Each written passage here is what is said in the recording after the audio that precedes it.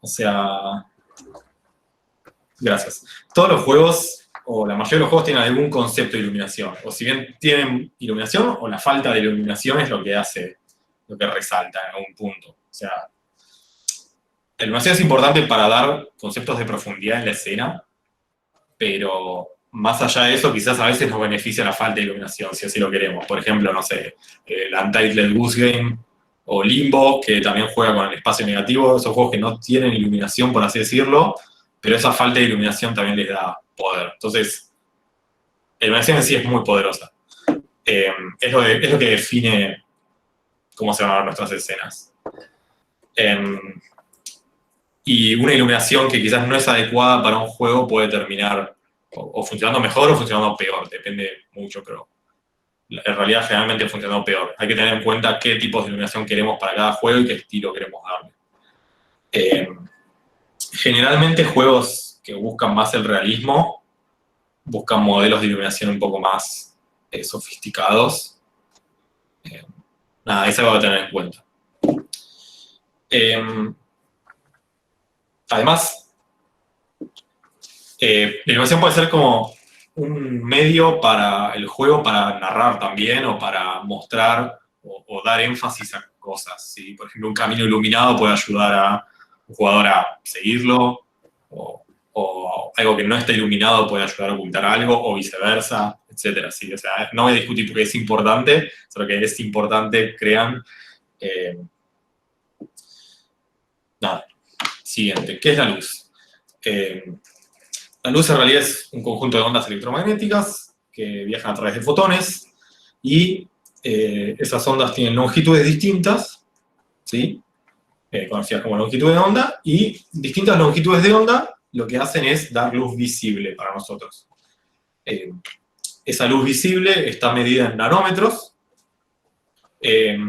Por ejemplo, 700 nanómetros es el rojo más rojo que podemos ver, y 390 nanómetros es el violeta más violeta, por así decirlo, que podemos ver, y todo lo que se va de ese espectro es algo que ya no podemos ver. Por ejemplo, la ultravioleta son longitudes de onda menores a 390 nanómetros, la luz infrarroja son longitudes de onda que están mayores a 700 nanómetros. ¿Sí? Y bueno, estas ondas inciden en un montón de objetos y materiales y cosas de nuestra escena y puntos, y rebotan infinitamente, ¿sí? O sea, calcular la luz es costoso, más en escenas con mayor complejidad, no es lo mismo calcular la luz adentro de un cubo que calcular la luz adentro de una caverna como esta de la PPT. Así que bueno, o sea, es algo que tiene que tener en cuenta un montón de variables y tenemos un montón de magnitudes físicas también. Seguramente habrán estudiado en Física 1 luz reflejada y luz refractada, generalmente en un medio como el agua o algo similar. Bueno, acá vamos a ver un poco de eso. Físicamente, para simular estos comportamientos, hay una ecuación que se llama la Rendering Equation, que mide, su unidad de medida es la radiancia, que tiene varias magnitudes físicas, pero es bastante compleja, sí. Quizás las películas pueden resolver esto en el tiempo que tengan, nosotros no, al menos por ahora no podemos hacerlo 100%, de hecho es casi imposible hacerlo 100%, porque uno siempre puede seguir iterando y tomando luz influyente de muchísimos lugares. O sea, no tiene una resolución continua esto, siempre se resuelve de manera discreta y eso es una aproximación. ¿Qué tanto la Sí, sí. aproximamos? Sí. No, justo te iba a complementar en eso. Esta ecuación, así como la vemos, no tiene solución numérica, ¿sí? No la podemos calcular. En algún lugar tenemos que poner el corte, porque si fuéramos a calcular esto deberíamos tener infinitos rebotes. Y es prácticamente imposible. En realidad, ni siquiera las películas lo hacen, de verdad. Lo que se suele hacer es tomar una aproximación suficientemente buena y cortar en algún punto donde decimos, bueno, hasta acá ya se ve lo suficientemente bien como para decir de acá en más optimizar, no tiene sentido seguir calculando luz. ¿Sí? Pero es algo muy importante tener en cuenta que de a partir de acá en más, lo que tenemos es un modelo y no la realidad que se conoce en la mente. De hecho, sumando a eso, qué tan preciso es el modelo depende de nuestro modelo de iluminación y depende de la complejidad que le querramos dar. Hay algunos juegos que con lo que vamos a ver ahora les alcanza y está perfecto. Hay otros juegos que buscan un poco más. Vamos a ver de nuevo esta ecuación en PBR. No vamos a integrar, yo les prometo que no van a tener que integrar, pero vamos a tratar de entender un poco más lo que significa, ¿sí? Esto básicamente calcula la iluminación para un punto, para un ángulo sólido incidente, ya lo vamos a ver. No hoy, pero bueno, sí, calcula en base a todas las direcciones y por eso está la integral. Nada, a mí me gusta pensar que los tres modelos de iluminación que tenemos orbitan entre lo que vamos a ver hoy, que es FONG, después que viene PBR y todos sus modelos en base a algo que se llama PDRF, y después lo que es Ray Tracing, que es la aproximación cuasi real de esto. Y después viene, bueno, el realismo o algo más avanzado que todavía no conocemos. Bueno, nuestra simplificación. Nuestra simplificación es el llamado Phong Shading. Y consiste en lo siguiente. Vamos a calcular la iluminación para un punto. Y depende de qué querramos hacer, ese punto puede ser o una cara, ¿sí? O un vértice, o un fragmento, ¿sí? Entonces, estas tres técnicas tienen nombres. La primera se llama Flat Shading. Creo que el Virtua Fighter, un juego bastante viejo, lo tenía. Ya no se usa. Kuro Shading es iluminación por vértice. Fíjense que está como interpolada la iluminación entre... A ver si puedo dibujar. Que interpolada, como que se notan los vértices que hay acá. Es menos precisa, pero al mismo tiempo menos costosa. Y Foam Shading, que ya es calcularlo para cada uno de nuestros fragmentos, que claramente es la más precisa de estas tres, pero también la más costosa. Si tienen alguna duda, pregunten, no tengan miedo. Bueno, Foam Shading. Lo que se basa en Foam Shading es sumar tres componentes, y esos componentes van a simular componentes reales de la luz que no tenemos acceso ahora, o por simplificación queremos simplificar. El primero se llama luz ambiente, el segundo se llama luz difusa, y el tercero se llama luz especular, ¿sí? Y sumando estas tres componentes, que en realidad no hacemos una suma, vamos a ver bien qué hacemos, pero la combinación de estos tres componentes lo que nos da es un modelo iluminado. Al menos con iluminación básica, ¿sí? Que tiene componentes de ambiente, difuso y especular. Fíjense más o menos cómo son las cualidades de cada uno.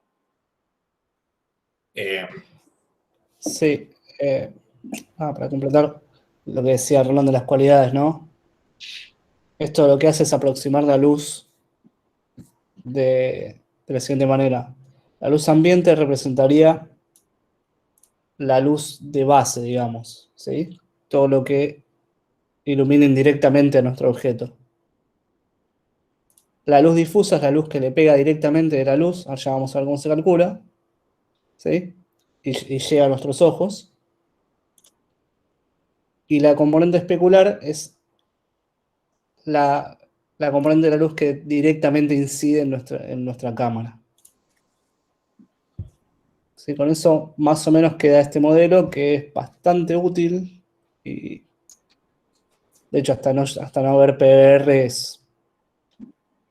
o sea, fue el estándar de la industria durante ¿cuánto? ¿10 años?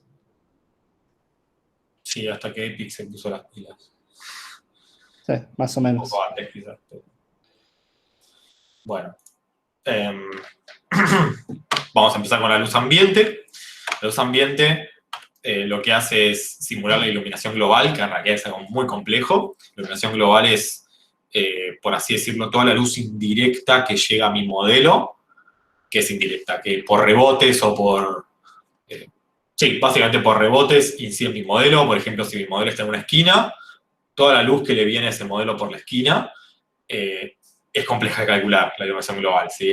Van a escuchar bastante de Global Illumination en juegos más nuevos porque lo aproximan un poco mejor, pero por lo que hacemos nosotros es aproximarlo con una constante. ¿Sí? Una constante En realidad son dos constantes. Una constante que depende del... se me rompe el mouse. Una constante Ka, que es el coeficiente de ambiente, que decide del material cuánto le incide esa luz ambiente, y un coeficiente que depende de la luz, que es el color del ambiente. ¿Sí? Por ejemplo, si mi luz es una luz tenue azul, probablemente mi tetera, si solo tiene luz ambiente, se va a ver así. ¿Sí? Es igual para todos los puntos. ¿Sí? Es importante remarcar que la luz ambiente es igual para todos los puntos de mi tetera. Bueno, vamos a borrar esto. Perdón, ¿y el valor, el factor K, qué hace? ¿Lo hace más oscuro, más claro?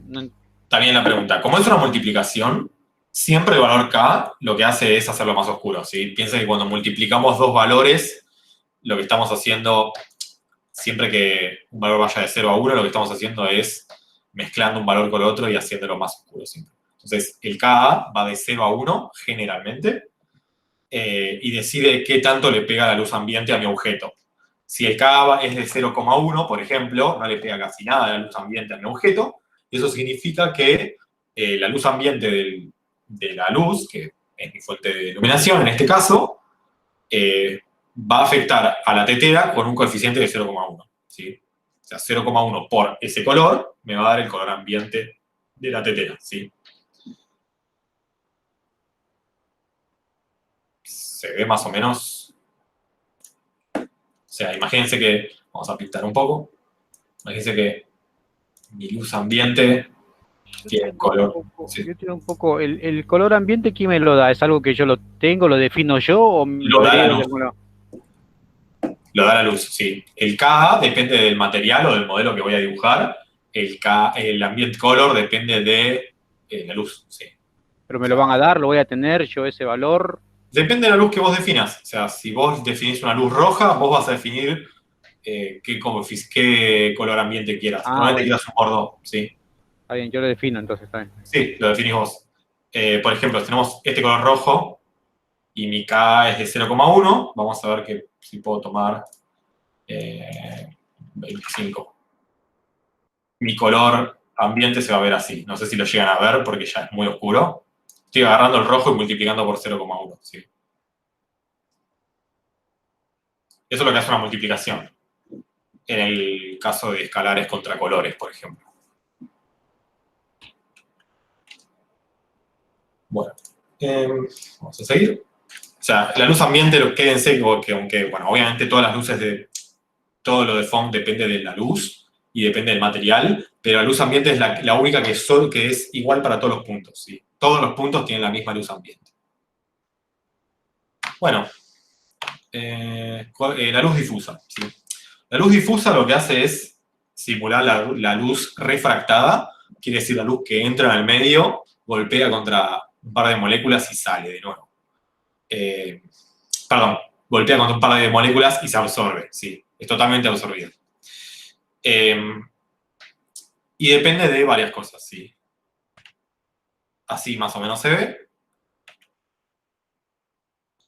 Y depende de la normal al punto y la posición de la luz. Y obviamente la posición del punto.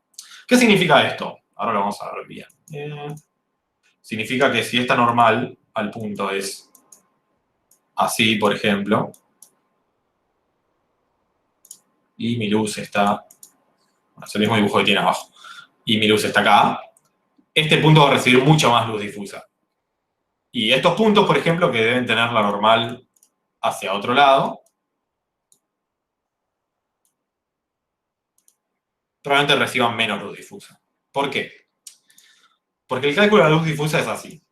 KD, que es el coeficiente difuso que depende 100% del material.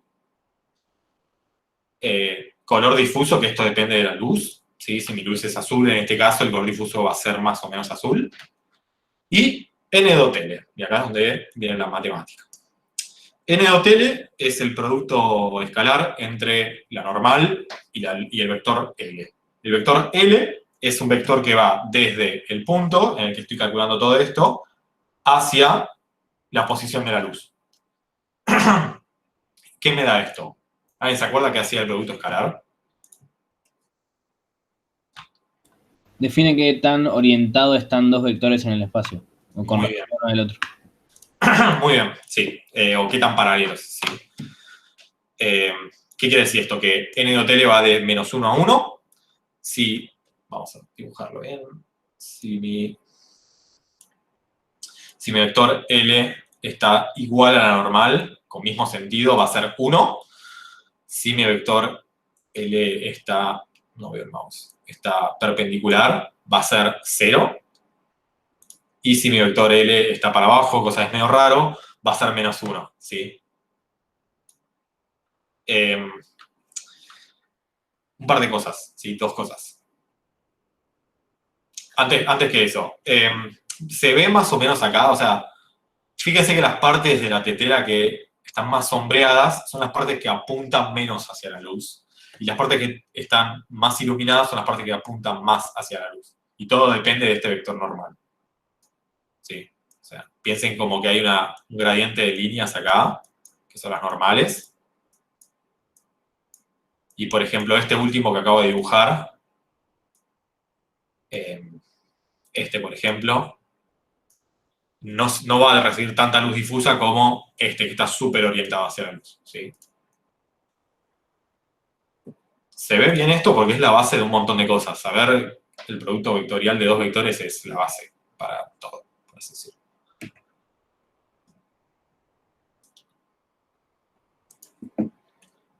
Bueno, ahora sí las consideraciones.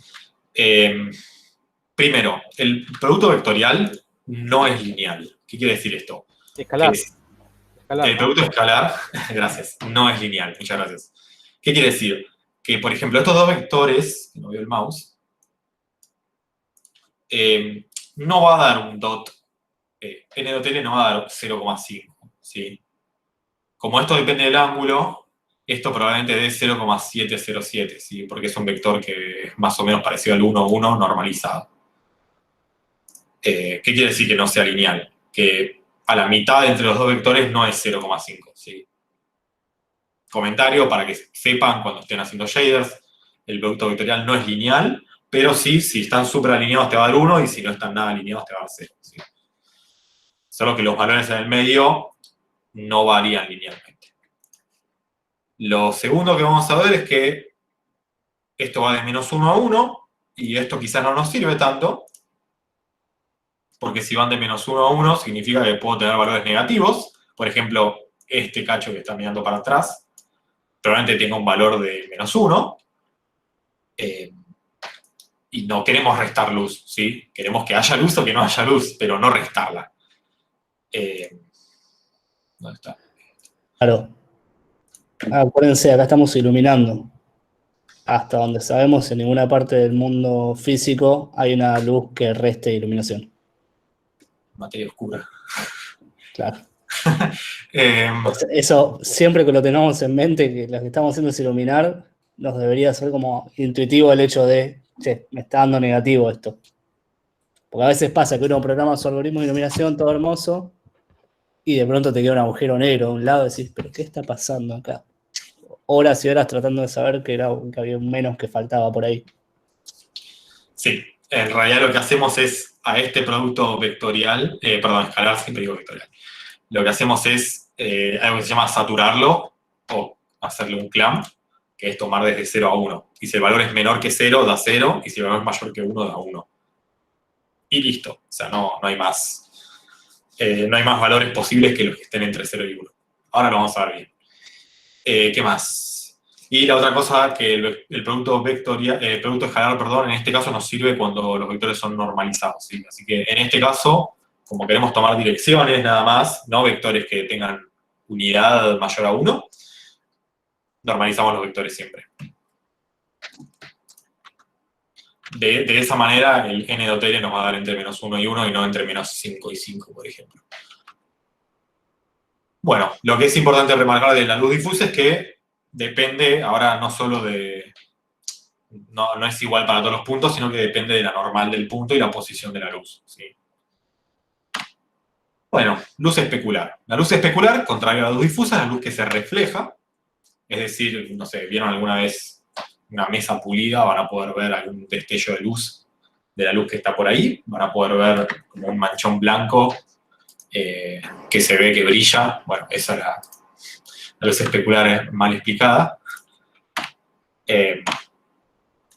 Pero sí, son básicamente los reflejos de la luz en el objeto. ¿Y cómo funciona? Bueno, esto es un poquito más complejo, pero casi nada. Es así. Ahora sumamos un vector más. ¿Se acuerdan que tenemos n, que n es la normal al punto, y ya viene, la tenemos. L, que L es el vector que va desde el punto hacia la luz, la posición de la luz, ¿sí? Y V, que ahora es un vector que va desde el punto hacia la posición de la cámara, ¿sí? Esto va hacia la posición de la cámara y es nuestro vector V. Para calcular la luz especular, lo que hacemos es multiplicar KS, que es el coeficiente especular, es decir, qué tan brilloso, bueno, no sé si brilloso, qué tan pulido está nuestro material, por el color especular, que es el color en el que va a reflejar nuestra luz, por R dot V a la shininess.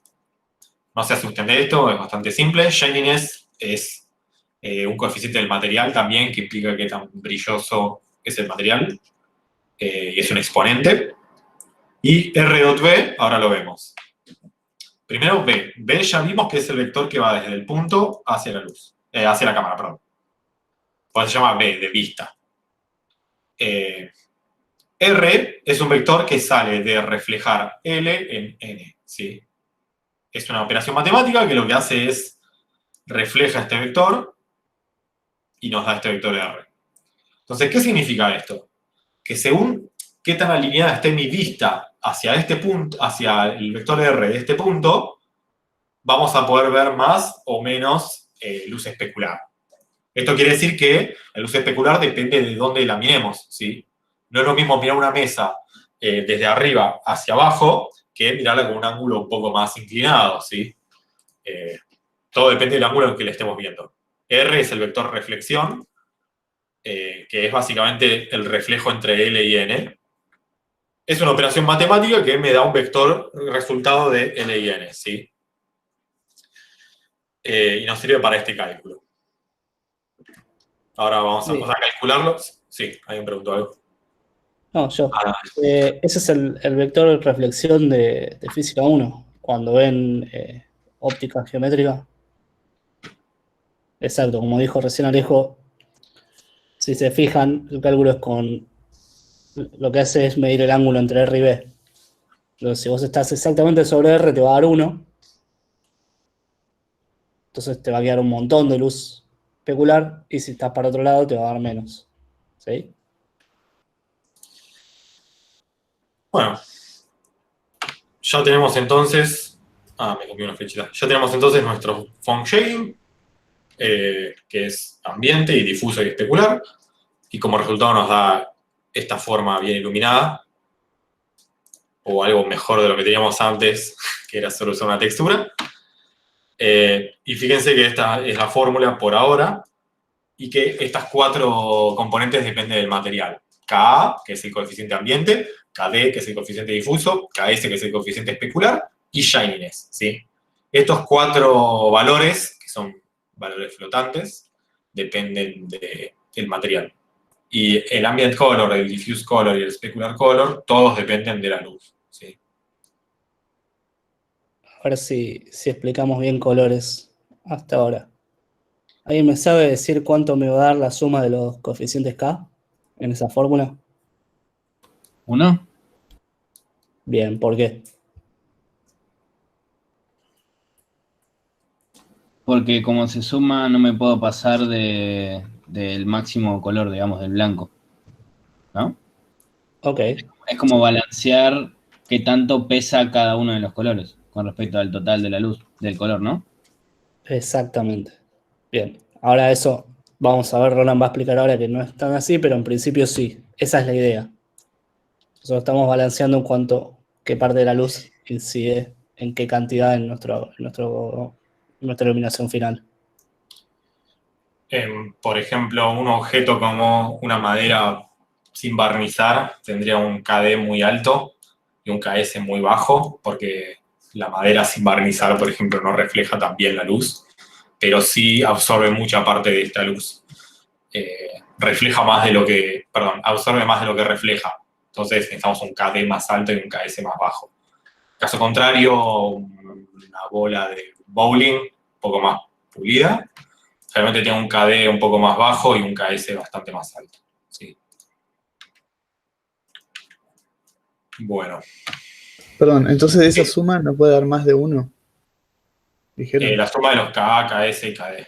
Ah, la suma de esos tres. Sí. O sea, generalmente el KS va a dar.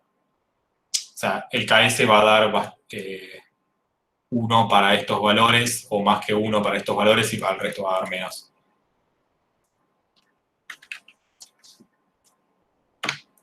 Bueno, problema con FON.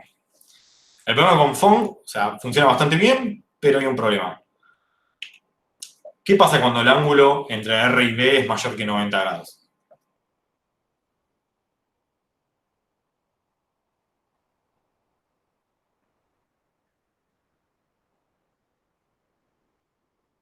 O sea, si es 90 grados, esto da 0, por lo cual no veo luz especular. Pero ¿qué pasa si es mayor? ¿Va a dar negativo? Sí, también podemos saturar ese valor, pero en realidad siempre queda negativo, o estamos por abajo de la superficie, lo cual no pasa nada, o estamos del otro lado, ¿sí? Entonces, si estamos del otro lado, no se va a ver luz especular. Y eso es un problema. Porque o sea, nosotros queremos ver luz especular si estamos igual del otro lado de la superficie, ¿sí?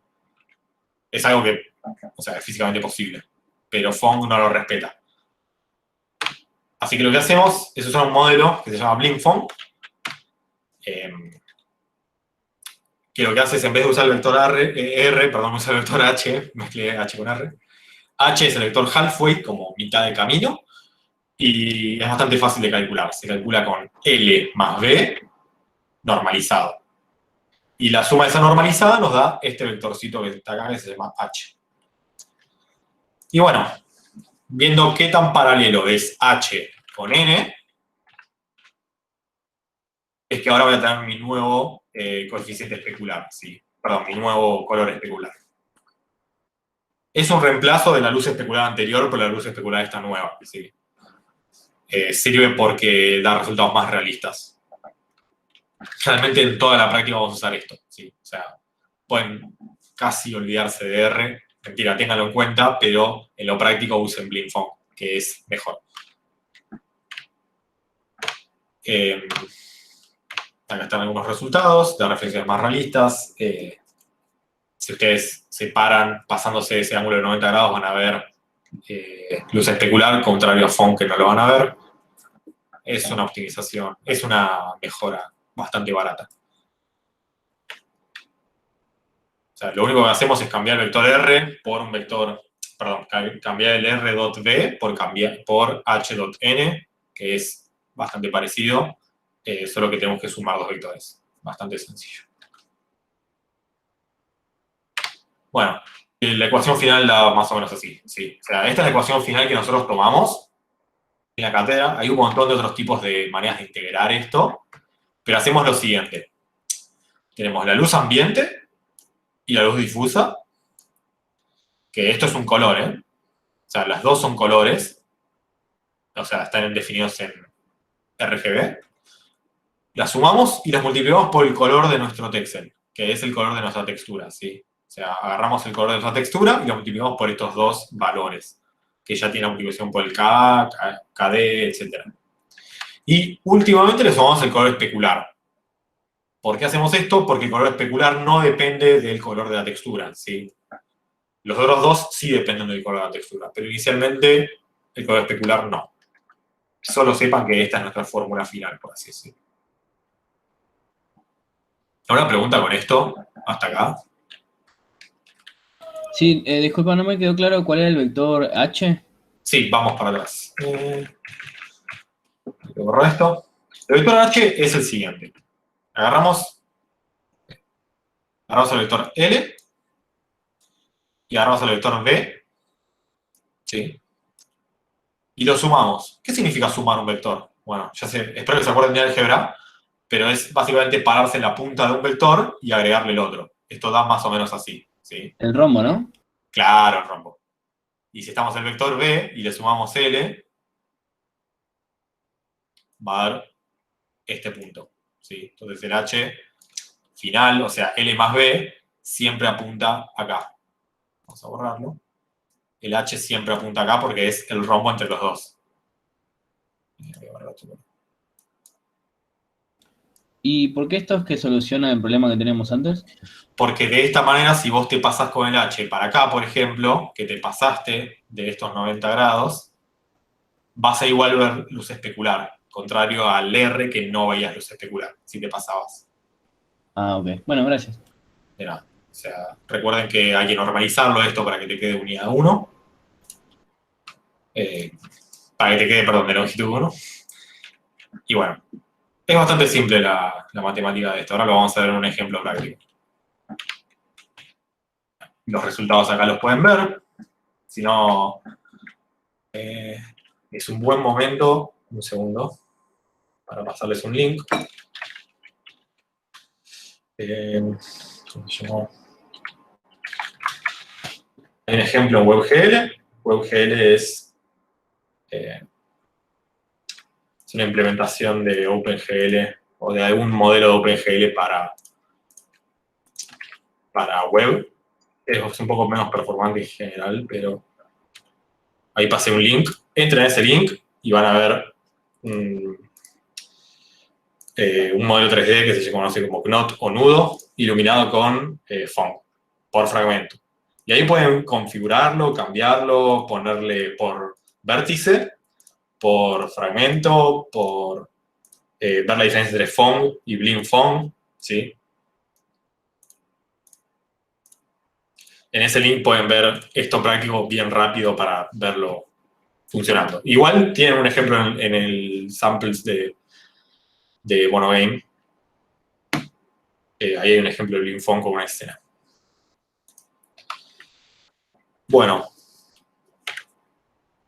Una cosita. Sí. En la diapositiva 10, hay un par atrás, habíamos visto el color de la sumatoria de las formulitas esas que vimos, ¿no? Sí. Pero después, ahí en esta, es otra la fórmula. O sea, ¿cuál es la diferencia? No, acá es que lógicamente estamos sumando los componentes, pero esta no es la fórmula final. Estamos como integrando las tres luces. En realidad, la fórmula que usamos en la materia es esta, sí. Ustedes deberían agarrarse a esta siempre. El color final que va a tener este píxel para pantalla es color ambiente más color difuso por el color del texel más la luz especular, ¿sí? A ver si estoy equivocado. Acá donde dice la variable que dice ambiente color, ya tiene Sí. el K. Sí, todo esto ya es, claro, todo esto ya es K por toda la formulita que vimos antes. O sea, cada uno de estos Cada uno de esos interna. light es Claro. una de las filas de la Pasa que ecuación anterior. se usó como el mismo nombre en la fórmula anterior, para esto estaba dentro, el que dice ambiente color me parece que estaba dentro de la fórmula. Ok, Entonces, sí. como que se prestó con un poquito de confusión. Debería ser ambient light, ¿no? Sí, debería ser ambiental. Me lo anoto para cambiarlo. Ahí te lo anoto. Bueno, sí, este es el K por color ambiente, diffuse light es KB por el color difuso, por el N dot N, el texel color es el color de la textura, y specular light es KS por specular color por N dot H a la Janines. ¿Sí? Todos estos tienen, esta es como la fórmula final, por así decirlo, la integración de todo. Está bien. Fíjense que esta fórmula integra la textura que podría tener nuestro fragmento. La fórmula anterior solo consideraba iluminación. Sí, de hecho, si nuestra textura vale 1, o sea, si al color de nuestra textura le ponemos 1, al fin y al cabo esto termina siendo una suma. ¿Sí? Bueno, otro problema. El problema es el siguiente. Tenemos vectores, tenemos puntos. Esos puntos son nuestros vértices y cuando interpolamos esas posiciones que son nuestros vértices llegan a nuestros fragmentos. Entonces, nuestros fragmentos tienen la posición. Los puntos son puntos de tres dimensiones que están en nuestro universo o mundo del juego, y podemos aplicar la matriz del mundo y vamos a rotarlos, escalarlos, trasladarlos, como querramos. Eso está bien para puntos, ¿sí? Siempre queremos rotar, escalar, transformar puntos de cualquier manera. ¿Qué pasa con direcciones? Como por ejemplo las normales. Las direcciones no se pueden trasladar porque son direcciones. Yo no puedo tener una dirección que va hacia arriba y trasladarla a la izquierda, porque debería seguir apuntando hacia arriba, ¿sí? Es decir, no queremos que nuestra traslación afecte a nuestra normal. Entonces, hay dos problemas. Primero, las normales son vectores de 3 componentes, por lo que no podemos multiplicarlas por nuestra matriz de mundo así como así. Y segundo, las normales son direcciones, ¿sí? No podemos trasladarlas. Lo primero que podemos plantear es, bueno, acá tenemos un vector normal que va, por ejemplo, normalizado es el 0,707, ¿sí? Es el coseno de 45 grados. Este es un vector que apunta al 1 a 1, pero normalizado. Tenemos nuestra normal, y lo que queremos hacer es aplicar la matriz de mundo, pero sin trasladar. Bueno, podemos agarrar nuestro primer cuadrante de 3×3 y aplicárselo al vector. Recuerden que nuestra traslación siempre está acá, si estamos en DirectX, o nuestra traslación siempre está acá, si estamos en OpenGL. Así que, a primera medida, esto no tiene problemas, porque estamos agarrando este vector y multiplicando por el 3×3, y estamos salteando la traslación, que es lo que queremos. Genial. Pero hay un problema. ¿Qué pasa si no escalamos uniformemente? ¿Qué quiere decir? Si yo a mis vértices los escalo, por ejemplo, con un vector que no tiene los mismos valores en las 3 componentes. Por ejemplo, el 1, 2, 1, ¿sí? En este caso, que es un triángulo, lo estamos viendo. Si yo escalo más en un eje que nosotros, pasa algo. Y lo que estamos viendo que pasa es que las tangentes se mantienen, un vector tangente, por ejemplo, que no lo tenemos por ahora, pero está. Pero las normales no. Las normales se deforman. O sea, la normal en realidad debería apuntar así, pero está apuntando hacia arriba. Problemón. Entonces, esta matriz 3×3 ya no nos sirve. ¿Qué pasa entonces? Bueno, hay que buscar una solución. Ahora tenemos 3 problemas. Las tangentes se conservan, las normales no, ¿sí? O sea, las normales terminan deformándose cuando aplicamos escalas no uniformes. Y a veces queremos escalar no uniforme. Por ejemplo, si quiero que una pelota haga como un efecto de, no sé, como que se aplana, vamos a aplicar una escala no uniforme, porque queremos que la escala en Y sea distinta a la de X y Z, por ejemplo. Entonces, cuando necesitamos aplicar esto, necesitamos que las normales sigan siendo normales y se mantengan bien. Bueno, hay una solución. La solución se llama matriz normal. La matriz normal es la transpuesta de la inversa de la matriz del mundo, álgebra, y es el primer cuadrante de 3×3 de esa matriz, ¿sí? Bueno, ahí está con el código viejo de TGC, es bastante fácil calcularla. ¿Y por qué la inversa de la transpuesta? Bueno, tiene una explicación matemática que no la vamos a entrar en detalle, pero básicamente usa las tangentes. ¿Se acuerdan que las tangentes se mantienen cuando deformamos triángulos? Bueno, entonces, sabiendo que las tangentes se mantienen, aplicando un poco de operaciones matriciales, podemos llegar a que la matriz que nos resuelve esto es la matriz normal, que es esta. ¿Y cómo se usa? Bueno, agarro la matriz normal y la multiplico por mi normal, y de esa manera yo tengo las direcciones de las normales rotadas y escaladas sin ninguna deformación ni nada raro. ¿Sí? Es una solución que tiene el problema este de las normales, usando la tangente. La tangente no hay que pasársela, sino que la calcula. O sea, no es que hay que pasársela, sino que usando la tangente se definió que esta matriz nos resuelve todo. Y bueno, entonces cada vez que necesitemos rotar o escalar nuestro objeto, le pasamos la matriz esta, que es muy fácil de calcular, y deberíamos transformar nuestras normales con eso. ¿Alguna pregunta hasta acá? Ahora vamos a hacer un ejemplo práctico de esto, de matriz normal, de Phong y etc. Bueno, un poco de memes.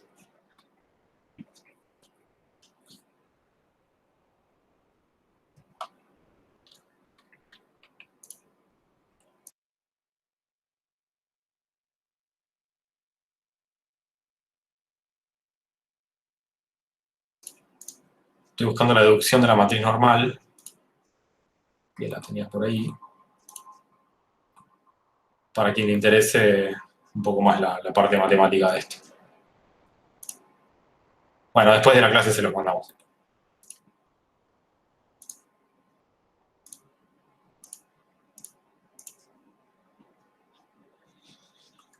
Bueno, tema shaders. ¿Estuvieron practicando? ¿Vieron algo? ¿Alguna duda con el tema shaders? Porque ahora nos vamos a meter un poco más. ¿O quedó alguna duda del tema shaders?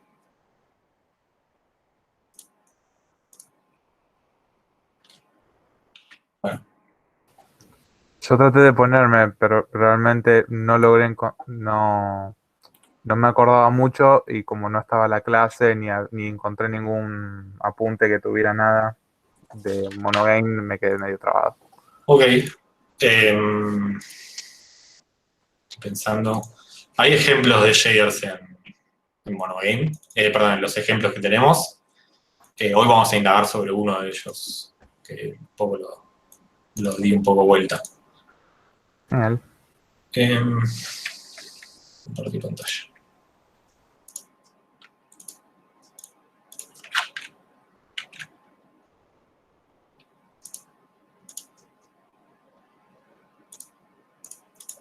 Se me trabó todo.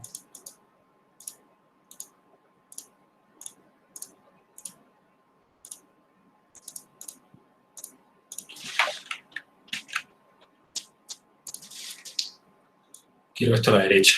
Bueno, este es el ejemplo de Basic Effect que tenemos en los ejemplos.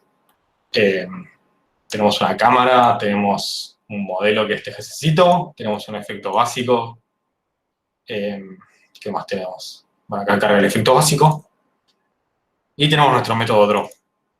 Draw hace un par de cositas con las líneas de los ejes. ¿Qué más? Y fíjense acá que Draw lo que hace es pasarle, como nuestros modelos están divididos en partes, lo que hace es pasarle el mundo vista proyección a nuestros modelos. Y como vimos en la clase pasada, nuestro shader, tenemos el vertex shader y el pixel shader, o fragment shader, y nuestro vertex shader lo que hace es transformar nuestros puntos con World View Projection a puntos en pantalla, ¿sí? Y después nuestro pixel shader recibe estos puntos interpolados y en este caso busca la textura y dibuja según las coordenadas de textura. Este es como el ABC que lo vimos en la clase pasada. Bueno, vamos a abrir. Acá tenemos a TGCcito, que estamos dibujando con un efecto básico, ¿sí? Recuerden que para nuestras coordenadas de textura usamos las coordenadas de textura que nos pasa el vertex shader, que las propagamos, ¿sí? Y esto lo tomamos acá, le damos al método text2d una textura y las coordenadas de textura, y esto nos da un color, ¿sí? O sea, esto agarra nuestra textura, le damos unas coordenadas, es decir, quiero este texel, nos da ese texel y lo mostramos en pantalla, ¿sí? ¿Alguna pregunta había quedado con esto? Que es como lo simple.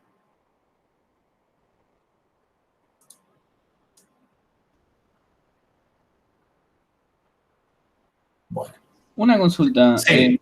En el Monogame, cuando llamamos al método ese que está puesto en las pruebas que nos mandaron, que decía tipo Enable Default Lighting, ¿qué método de luz usa ahí? Muy buena pregunta.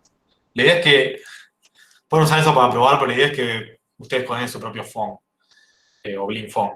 Eso es el efecto por default de Monogame. Tiene un montón de funcionalidades. Por ejemplo, tiene pintar con un color, pintar con la textura o pintar con textura e iluminación.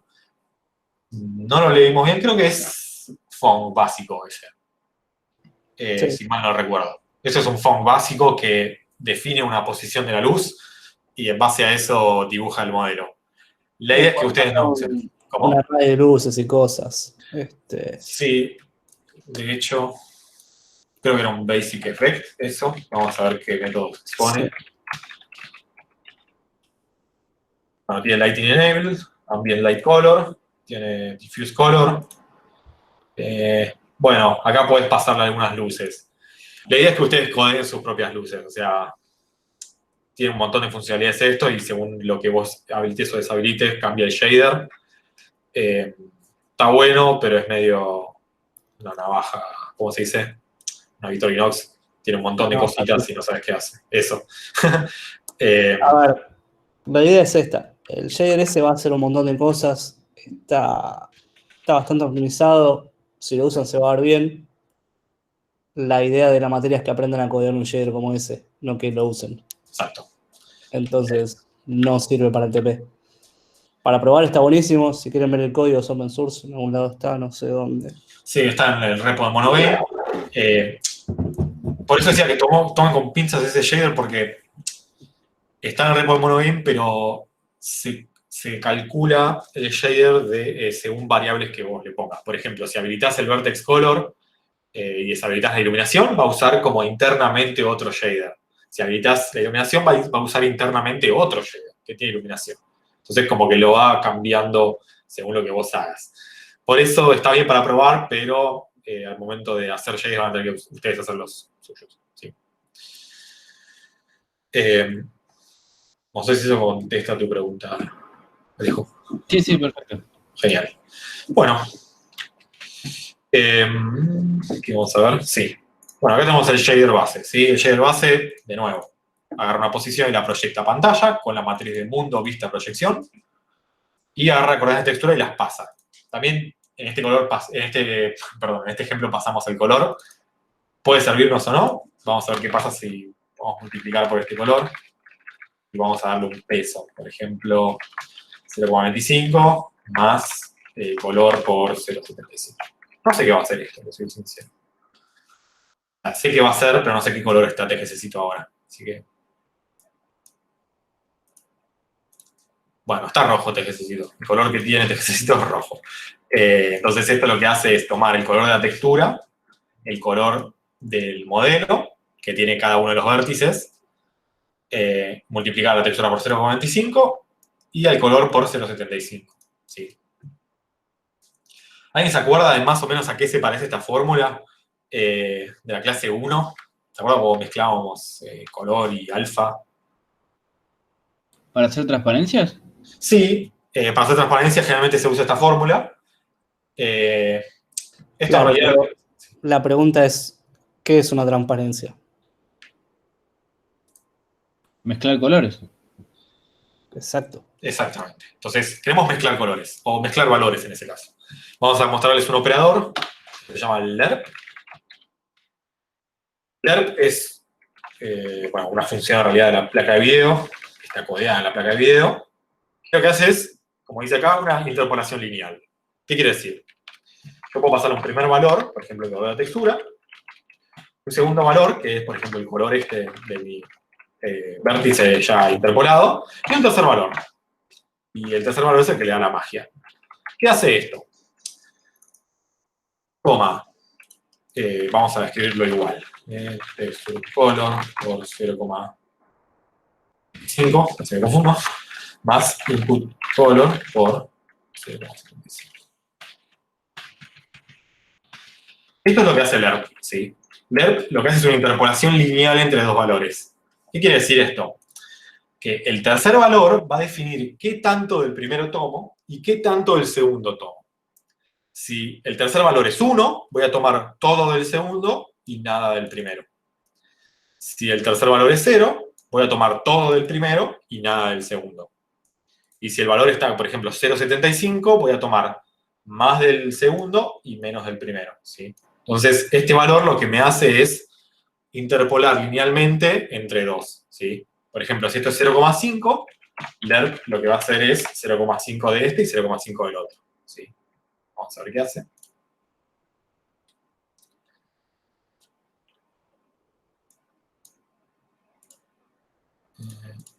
Fíjense, ahora tengo 0,5 de la textura y 0,5 del color. Si voy 0,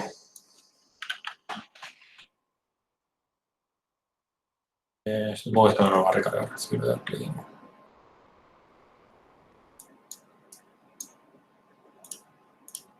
le doy 0, estoy tomando todo de la textura y nada del color. ¿Sí? ¿Se entiende más o menos qué hace lerp? O sea, lerp toma dos valores y el tercer valor decide cuánto del primero y cuánto del segundo. ¿Sí? De manera lineal. Una pregunta, porque lerp es la base de todo. Creo que no hay día que pase que yo no use lerp. Sí, exacto. Es como un slider que define cuánto usás de cada color. Perfecto. Pero hay unas cosas que tiene la placa de video para estos operadores, que es que no solo están definidas para el color. Acabo de hacer, no sé. Acuérdense que el color es un número, ¿no? Y mientras Roland tira su magia, básicamente el lerp es la fórmula de interpolación lineal. Si lo buscan, o sea, es tomar dos puntos, construir una recta en el medio, y el tercero es un coeficiente que te dice cuán para un lado o para el otro en esa recta vas a tomar el punto. ¿Sí? No hay más magia que esa. No sé si puedo dibujar acá. Voy a ver si puedo dibujar. Sí, puedo dibujar. Entonces, O sea, fíjate el link que pasó Ronan ahí, el último en el chat, que creo que va a ser lo que querés dibujar, pero capaz que no. puede ser. No te Pero gusta mi entonces dibujo. ese lerp que tiró que tiene un 0 sería el valor del primer. Sí, es 100% del primero, 0% del segundo. O sea, Claro. vamos a hacerlo así, mirá. 1 menos A. Perdón. 1 menos A. A. Sí. Entonces, este valor es A. Entonces, si acá le paso 0, esta es la fórmula del ERP. Si acá le paso 0, va a tomar todo el primero y nada del segundo. Y si acá le paso 1, va a tomar 0 del primero y 1 del segundo.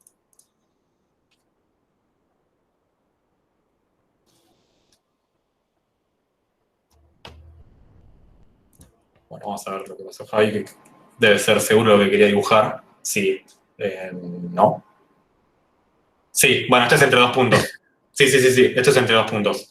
Fíjense que acá está el primer punto y acá está el segundo punto. ¿Qué tanto del primero y qué tanto del segundo? Es como este slider que habían dicho ahí en los comentarios, entre el primero y el segundo que quiero tomar. ¿Sí?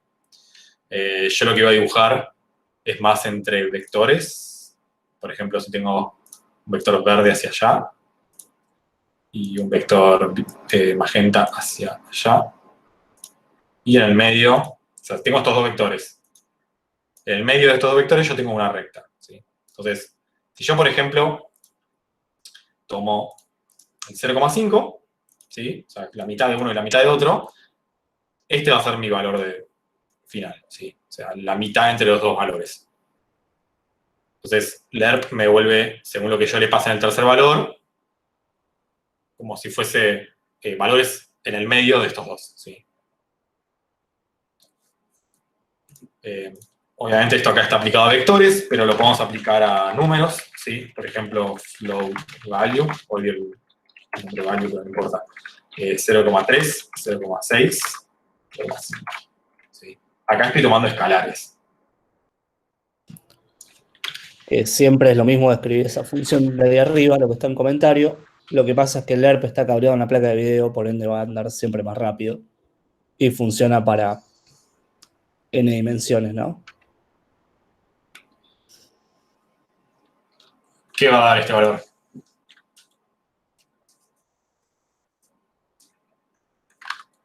$0,45, perfecto. Vamos a ver. Vamos a empezar de nuevo. Perfecto, 0,45. Este es un gris medio rancio. Porque estamos en la mitad entre 0,3 y 0,6. ¿Sí? Bueno, felicidades, ya saben, lerp es muy útil esta función.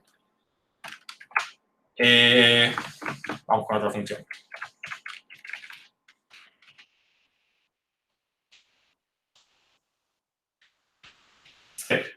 Step lo que hace es, ¿se acuerdan que le dijimos que no usen if? En la mayoría de los casos no tienen que usar if. Step lo que hace es más o menos resolver eso. Lo que hace Step es devolver 1 si el primer valor es menor o igual al segundo, ¿sí? Por ejemplo, si yo tengo 0,3 y 0,5, si 0,3 es menor que 0,5, va a devolver 1. ¿Sí? Entonces, a ver si puedo recargar esto. No. Entonces, oh sorpresa, ¿esto cuánto va a devolver? 1. Sí. Eso es lo que hace Step. Step significa escalón, ¿sí? Esto es como la función escalón. Entonces, si ahora yo le paso 0,6, 0,6 es mayor que 0,5 y esto va a ser negro. Sirve, o sea, en bastantes casos, la mayoría de los if que están pensando ustedes se pueden reemplazar con step, algunos no, pero bueno, sirven muchísimo. También se pueden poner valores que cambien acá, ¿sí? Ahora vamos a ver un poco más de eso. ¿Qué otra función? Yo las tengo anotadas.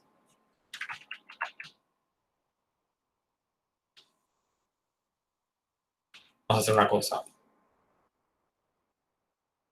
Recuerdan que el pixel shader recibe valores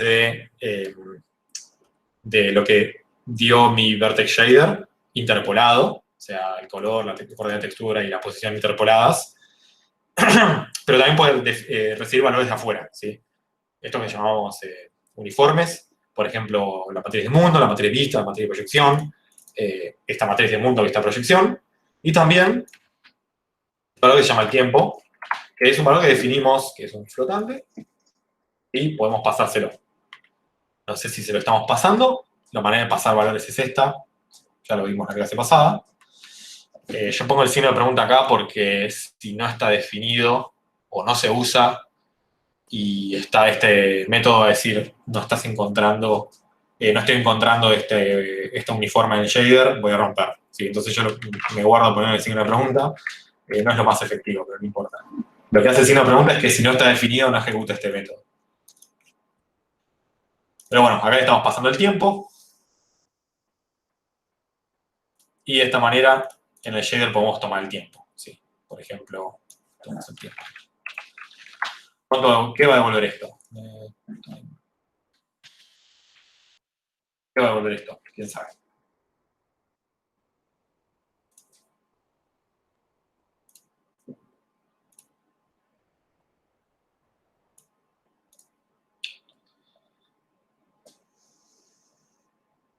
O sea, esto es el tiempo que está pasando. ¿Cómo? 0 va a devolver. ¿En qué casos va a devolver 0? Y siempre que el tiempo sea más grande que 0,5. Ok, O sea, entonces, también no estoy seguro en qué te está devolviendo tiempo. Si son ticks, seguramente siempre va a ser más grande. ok, tiempo es el tiempo que pasó desde que empezó la aplicación. Sí. Ah, ok. Entonces, probablemente, sí, va a devolver. Me pongo el chat. Cambia entre blanco y negro. En realidad, los primeros 0,5 segundos va a ser blanco y después a partir de ahí va a ser negro. ¿Sí? O sea, le pedí de nuevo. No queremos poner un coseno eso. Sí, ahora lo vamos a poner. Te quería mostrar lo que pasaba. Yo no les mentí, ¿eh? O sea, los primeros 0,5 estuvo en blanco y ahora está todo en negro, porque el tiempo va a subir infinitamente hasta el máximo. ¿Qué pasa si le ponemos un coseno o vamos a hacer algo más interesante? Frac es otro método. Lo que hace es tomar la parte fraccionaria. ¿Qué quiere decir? Bueno, parte fraccionaria. ¿Qué quiere decir? O sea, si yo tengo 3,6, lo que me va a devolver frac es 0,6. Si yo tengo 1,1, me va a devolver frac 0,1. ¿Sí? Siempre va a devolver un valor entre 0 y 0,99. Antes de llegar al 1, o sea, básicamente saca la parte entera. ¿Sí? Entonces, si tomamos el valor fraccionario del tiempo, esto lo que me va a devolver es de 0 a 1, o sea, va a interpolar entre 0 y 1 todo el tiempo. Ahora vamos a ver. ¿Por qué?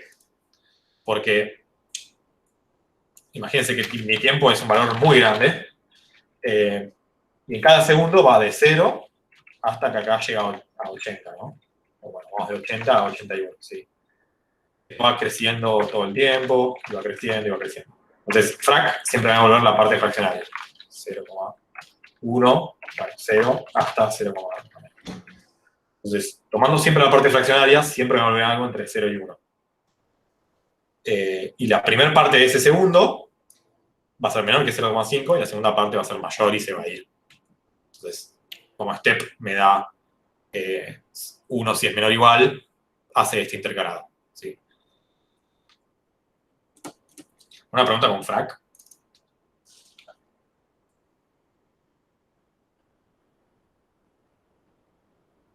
O sea, en realidad frac nunca devolvería 1, supongo. Porque No, ya nunca va a estaría- devolver 1. Nunca va a devolver 1. Siempre va a devolver entre 0 y un valor menor que 1.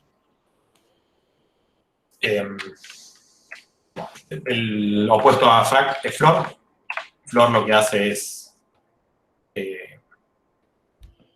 bueno, en realidad no es lo opuesto, pero floor lo que hace es tomar el valor entero más cercano hacia abajo.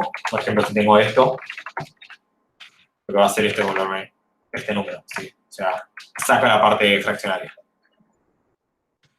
Está round, y está... ¿cómo se llama el otro? Seguir. Que hace, por ejemplo, este valor siempre va a reenviar para arriba y me va a devolver 7, 0, siempre. Bueno, estas son 3 funciones básicas, pero son reútiles. Ya vamos a ver por qué. Después de sacando un poco del step y saliendo un poco del step, está lo que dijo Javi, que podemos usar funciones trigonométricas acá, son costosas. Por ejemplo, el seno del tiempo, que es algo que también van a usar bastante, al menos para debaguear, si no lo quieren usar en algo final. Fíjense lo que hace. O sea, es un seno, sí. O sea, va subiendo y bajando y subiendo y bajando entre 1 y menos 1, que es su amplitud. ¿Qué más? Se queda negro un tiempito porque va de 0 a menos 1 también, y todo ese periodo que está entre 0 y menos 1, esto lo satura negro. Porque el roller no está clampeando, como dijo hace 15 minutos que había que hacer.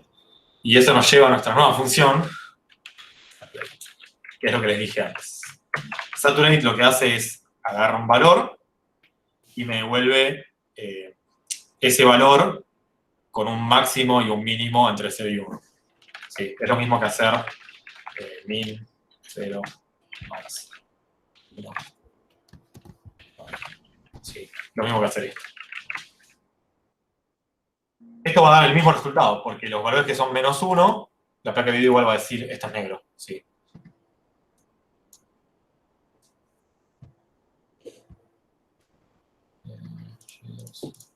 Sí, esto es literal el mismo resultado.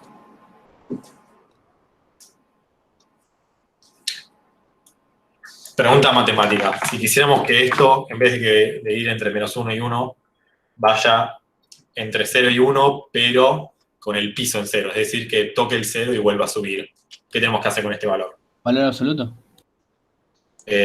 Guarda. Valor absoluto Sí. te va a dar, pero te va a dar como 2 curvas que suben, ¿sí? O sea, el valor absoluto no es lo mismo que lo que yo pedí. O sea, lo que yo pedí es que toque el 0 y vuelva a subir. Si no... Necesitan... Existe esta página llamada Desmos. Yo lo uso bastante. Esto es lo que te da el valor absoluto del seno de x, ¿sí? Fíjate que toca y vuelve a subir en una curva como que esto no es suave, ¿sí? Claro, yo había entendido esto. Ok, está bien. Bueno, esta es una solución para que nunca se vaya más abajo y siga como teniendo ese rebote y cuando toca el 0 vuelva.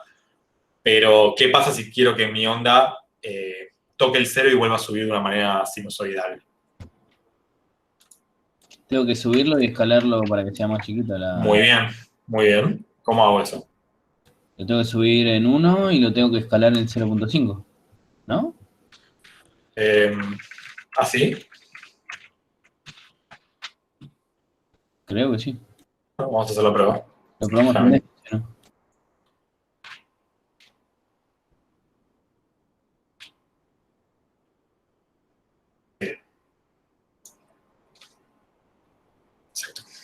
Si no, lo que pueden hacer...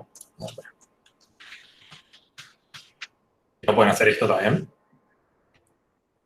Escalado por 0,5 lo que hace es aplana todo el... Básicamente aplana la amplitud y lo hace centrado en el 0,5. Entonces esto sí va de 0 a 1. En este caso va de 0 a 2. Vamos a ver qué pasa.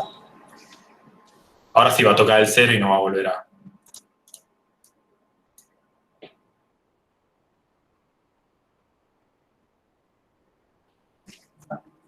Perfecto. Le podemos modificar la frecuencia también para el lado más También, ¿cómo modificamos la frecuencia? multiplicando el tiempo. Bueno, lo por 4. Sí se nota bastante. Esto es una función sinusoidal, ustedes ya lo saben, ¿sí? El tema es lo que pueden hacer con esto, que es muchísimo. Por ejemplo,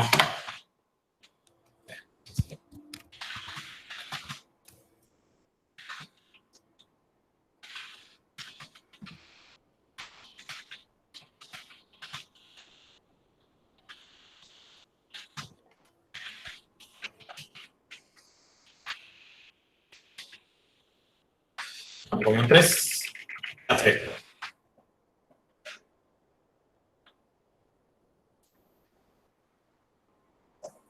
¿Qué va a pasar ahora?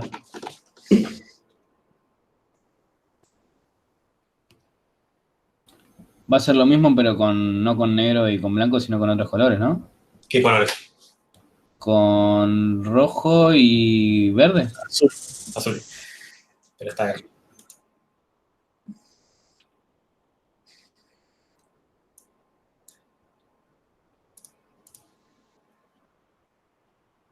Sí, fíjense que en el medio pasa por el violeta.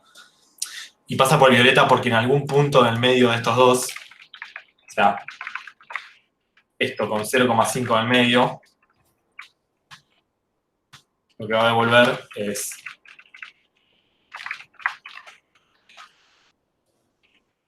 esto. Y esto es violeta, sí. Claramente. Bueno, ¿qué más? Pensaba que más. Bueno, nada, hay un montón de funciones que pueden usar y aplicar. También lo que pueden hacer es jugar con las coordenadas o las posiciones. Por ejemplo, en nuestro Vertex Shader lo que podríamos hacer es jugar con las posiciones antes de multiplicarlas por mundo vista proyección. Y todo esto depende de en qué espacio queramos hacer esas modificaciones. Por ejemplo, ¿qué pasa si hacemos esto?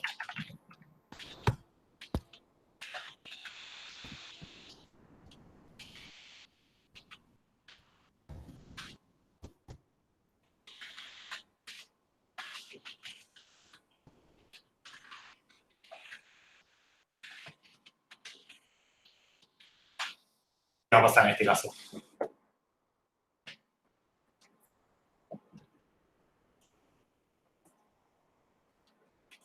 O sea, estamos tocando las posiciones del mesh, ¿sí? Antes de pasarlo por todo. Vamos a spoilear un poco.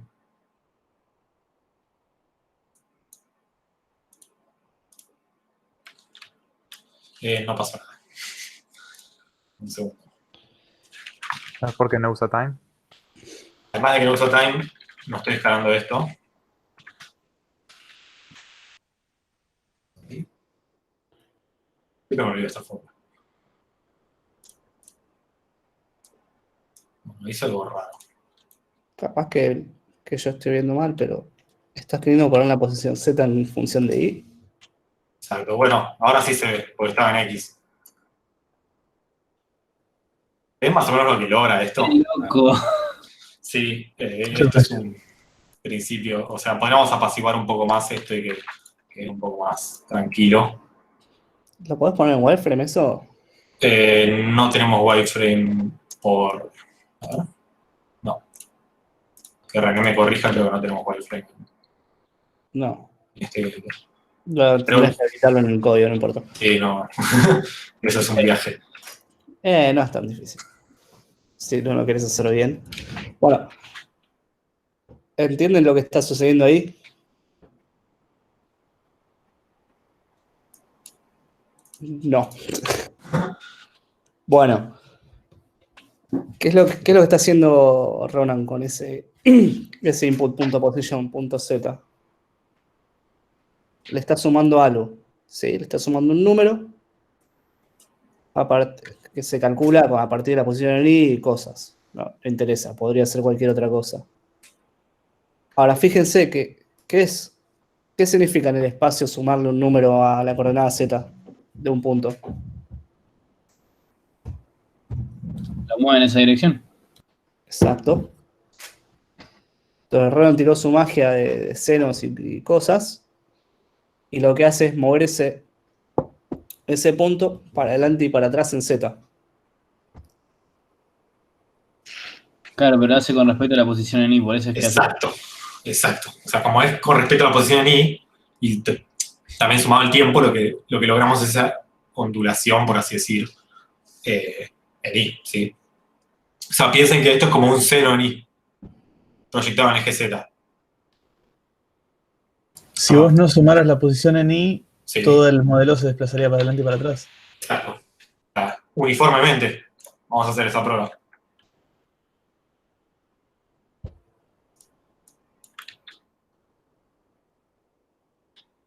No se va a ver. No, sí se ve. Es una traslación Ajá. de z.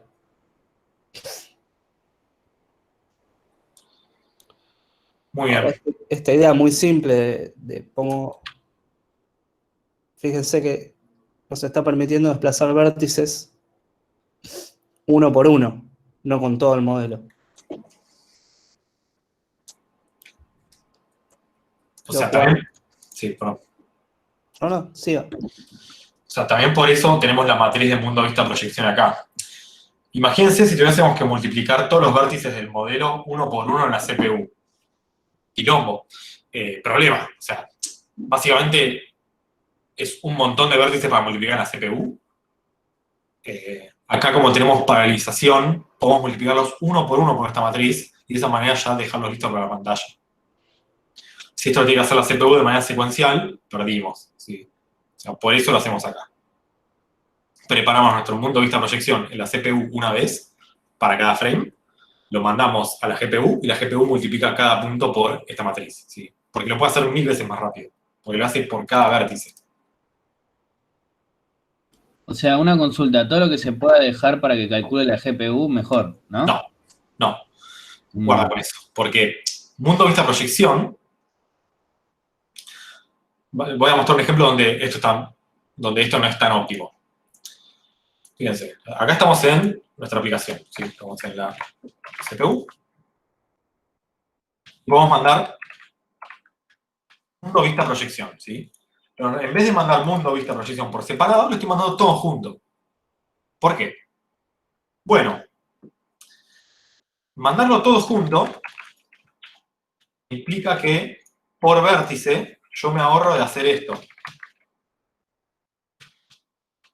Entonces, lo que yo puedo calcular una vez para todos los vértices, tengo que hacerlo en la CPU. Y lo que yo puedo calcular para cada vértice por separado, me conviene hacerlo en la GPU. ¿Sí? ¿Se entiende esa idea de qué es lo que es fijo para todo el modelo contra qué es lo que cambia según cada vértice o cada fragmento? Ok, sí, sentido. Entonces, ok, está bien. Entonces, si nosotros mandáramos mundo vista proyección, la GPU por cada vértice va a multiplicar mundo vista proyección, que es igual para todos los vértices. Siempre. En caso contrario, si nosotros mandamos mundo vista proyección en la CPU, ya premultiplicado como mundo vista proyección, la GPU va a multiplicar esta matriz por cada vértice. ¿Sí? Entonces, es data que ya está fija.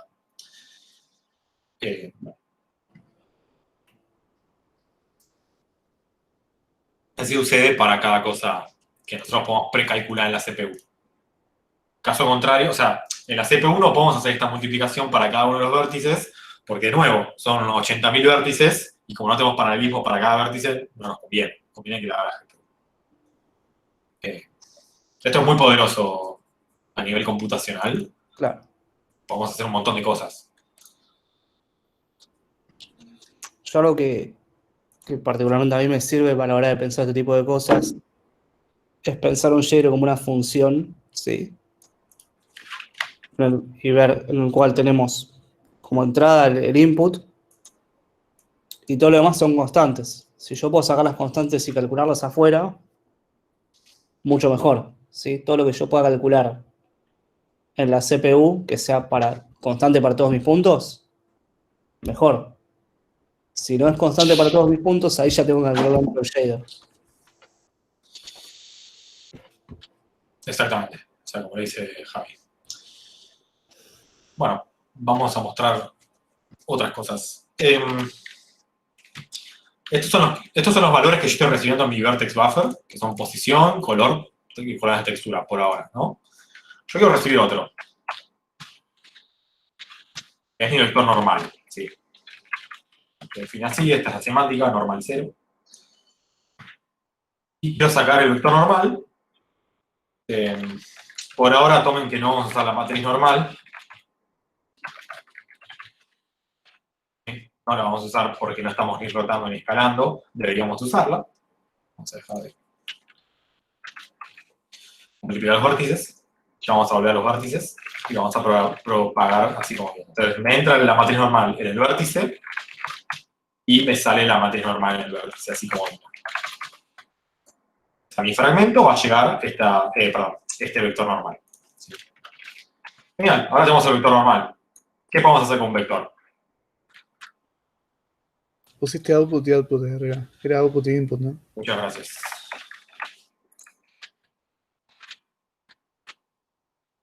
Por ejemplo, podemos hacer el producto escalar, ¿sí? Entonces, si esto tiene un producto escalar con el vector, no sé, vamos a hacer para arriba. Perdón, este es el 1x. Vamos a hacer así para arriba.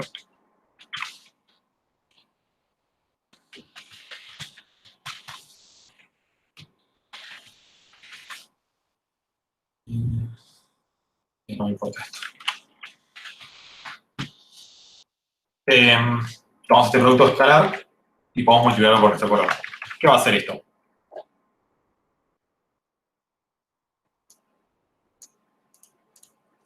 Va a ser algo parecido a lo que vimos hoy con la luz, ¿no? Sí. Sí. ¿Por qué? Y porque está midiendo todo lo que... O sea, todo lo que está apuntando hacia arriba va a estar más iluminado, ¿no? Ajá, perfecto. En realidad, no va a estar iluminado o no iluminado, sino que va a tomar más el color de la textura o no. ¿Sí? Hacia eso me referí. Ok. Vamos a usar Saturate acá. Porque nos ¿Es gusta. una especie de luz difusa o no? Sí, puede calificar como luz difusa en un parcial de esto. No califica como luz difusa porque te falta el KD y te falta el color de la luz, por así decirlo. Sí, como acá no lo tenemos y quería mostrar eso lo que hace la función dot, lo vamos a sacar. Y recuerden que la normal tiene que estar normalizada, ¿sí? Entre interpolación de un vector entre interpolación de vertex shader a fragment shader podemos perder precisión y eso puede desnormalizar nuestros vectores. Lo más seguro siempre es normalizar, ¿sí? Tenemos la función normalize que agarra nuestro vector y lo normaliza. Ahora sí, como los dos vectores son unitarios, vamos a ver qué pasa. No funciona eso, pasa.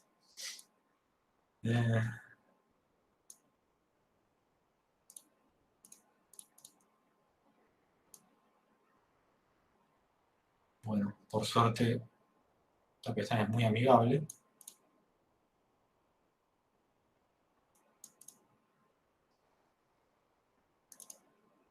¿Qué está pasando?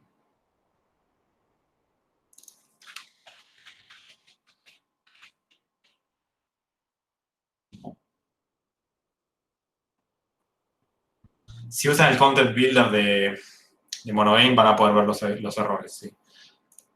Cuando lo estoy usando, pues ya sé que están pasando. 3, ok. Este es un vector 3 y este es un vector 4 y me está faltando una componente, probablemente sea eso. Sí, eso.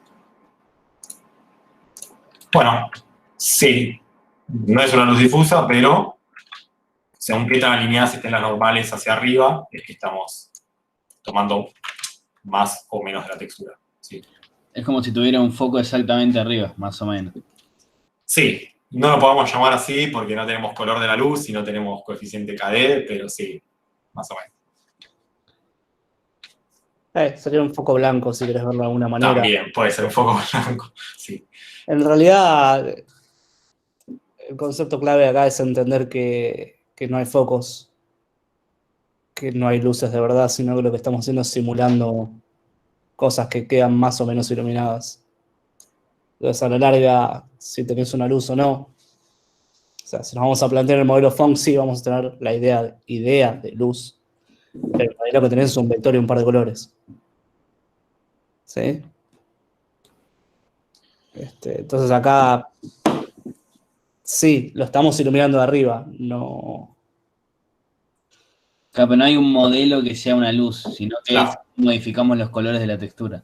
Exacto. Exacto. De hecho, o sea, fíjate, vos ahí ves a una luz, ¿No? y si yo te pusiera un modelo de una lámpara, sería un modelo de una lámpara. No cambiaría en nada la iluminación. Una cosa, Que cambias la que te veamos. ¿qué pasa si quisiera hacer un modelo que parezca que está saliendo la luz de él? Ah, bueno. Ahí. Bien. ¿Qué tendrías que hacer para vos? No sé, se me acaba de ocurrir la pregunta y no se me ocurre. Bueno, la posición de la luz la ponés donde sale el modelo, ¿sí? En el medio del modelo pones la posición de la luz. Y vos decidís si a ese modelo le afecta su propia luz o no, ¿sí? Ah, ok. Por ejemplo, si Tejecito tuviese luz, yo pondría una luz en el medio, pero después definiría si me sirve que Tejecito tenga luz, su propia luz o no, ¿sí? Sí, Eso en ya es líneas un poco más generales, complejo. hasta que no veamos un par de efectos de postprocesado, vos podés hacer eso, pero se va a ver raro porque los modelos de iluminación que estuvimos viendo no generan un brillo como, voy a decirlo, como emisivo. No es la palabra técnica y si me citan voy a negar todo. Pero sí, entonces a lo sumo lo que podemos hacer va a parecer como que está muy iluminado, pero no te va a dar la sensación que está emitiendo luz. ¿Se entiende? Por eso lo preguntaba, porque de la manera que estuvimos viendo es como que recibe la luz de otro lado siempre. Por eso Exacto. se me acaba de ocurrir. Es que sí, en realidad la luz, sí, perdón. Igual si agarras una escena y le pones una lámpara y le pones la luz desde ese punto, el efecto va a quedar bastante bien, siempre y cuando todo el resto de la escena la ilumines como para que se note que tenés una luz ahí, ¿no? Digo, porque si yo renderizo toda mi escena con la textura, por defecto va a quedar todo como mega, como si estuviera a plena luz del día, ¿se entiende? Sin sombra, sin nada. Entonces tu modelo de lámpara va a ser un efecto medio raro. Lo que tenés que es iluminar todo el resto para que haga ese efecto. Y sí, después vemos cómo agregarle más magias para que parezca una lámpara de verdad, pero en principio si pones el origen de la luz en donde está tu modelo vas a andar bien. Ok. Otra consulta. Las sombras no tienen nada que ver con lo que vimos hoy, ¿no? Vamos a verlo después. Sombras. Las sombras vienen dentro de un par de clases, ¿o no? Sí, dentro de, vamos a ver, creo que 2 clases son un poco más complejas de hacer porque dependen de información del dominio, por así decirlo. O sea, vos no podés autocalcular sombras dentro de un mismo shader, por así decirlo. Sí. En Vamos a ver un principio, fíjense en este modelo de iluminación que vimos. ¿Vieron alguna parte donde se puedan aplicar sombras? Donde pueda estar tapando una fuente de luz.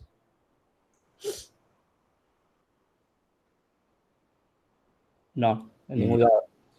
Hay que calcularlas, como dijo Ronan, por afuera. Y eso resulta bastante caro. Es un efecto postproceso. Ok. Sí. La gente que juega sabrá que cuando le prendes sombras dinámicas a un juego, la performance se cae en picada. Y eso es porque es extremadamente difícil calcular sombras buenas. Está súper estudiada hoy en día y la mayoría de los motores con drag and drop tienen sombras, pero la magia que queda atrás es muy compleja. Ya lo vamos a ver.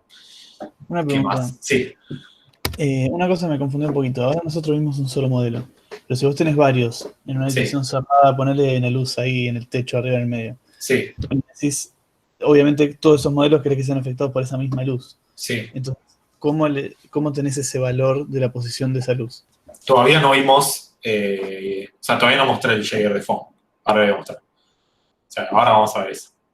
Pero la respuesta a eso es a todos los efectos o shaders les pasás a todos la posición de la luz. Todos tienen la posición de la luz. Claro.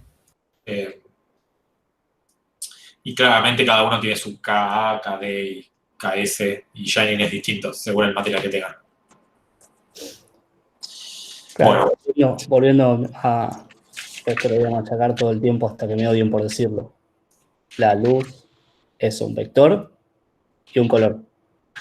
¿Sí? Entonces, lo podés tener hardcodeado en el shader, lo podés pasar como un parámetro, lo podés calcular de alguna manera, pero no es que existe un concepto de luz. Es una variable. Y con eso uno genera cosas. Exacto. O sea, es una abstracción que tenemos nosotros. Un par de cosas más. Habíamos visto clase 2, clase 3 y creo que la clase pasada también, el tema de espacios. Sí. El tema de espacios es bastante simple si lo pensamos, solo no hay que rebuscarse mucho. Un mesh cuando entra a la placa de video está en qué espacio. O sea, sus vértices en qué espacio viven, por así decirlo. El espacio del mundo. No. El espacio del mundo es como multiplicar por la matriz del mundo, que es la que dice dónde va a estar en trasladado, rotado, escalado, etc. Claro, no, está en el espacio del modelo. Perfecto, está en espacio del modelo. Después, cuando nosotros multiplicamos esta posición en espacio de modelo por mundo vista proyección, termina en espacio de pantalla. Y en el medio están los espacios intermedios, como el espacio de mundo, el espacio de vista, y bueno, al final el espacio de pantalla. Entonces tenemos 4 espacios, ¿sí? Modelo, mundo, vista y proyección o pantalla. Y hay veces que queremos hacer efectos, en algunos espacios sí y en otros no. ¿Cómo sabemos esto? Todo depende de nuestro efecto en sí. Si queremos un efecto local para el modelo, o sea, que queremos tomar el espacio de coordenadas local del modelo, por ejemplo, que digamos un X y Z, todo basado en el centro del modelo, queremos el espacio del modelo, ¿sí? Si queremos hacer un efecto en el espacio del mundo, al revés, queremos hacer un efecto en el espacio del mundo cuando queremos que la posición, rotación y escala de ese modelo en el mundo afecte cosas del shader. Y vista y proyección ya dependen de las coordenadas de la cámara y pantalla. A veces hay un montón de shaders que se hacen en proyección y otros shaders que se hacen, por ejemplo, en vista, aunque son los más raros. Vamos a ver un ejemplo. Por ejemplo, hasta lo siguiente. Nosotros queremos pasar esta posición al pixel shader. Por default no se puede, porque esta es la posición que tiene cableada la placa de video, así que esto no se puede tocar en el pixel shader. Entonces vamos a definir otro valor en nuestra salida del vertex shader que sea la posición en pantalla. Vamos con una coordenada de textura para que lo interpole bien.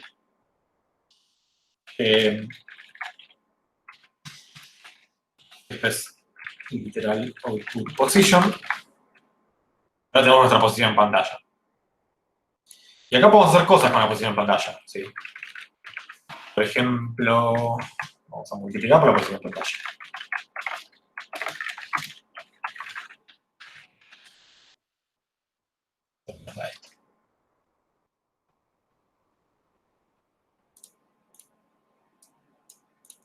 Wow.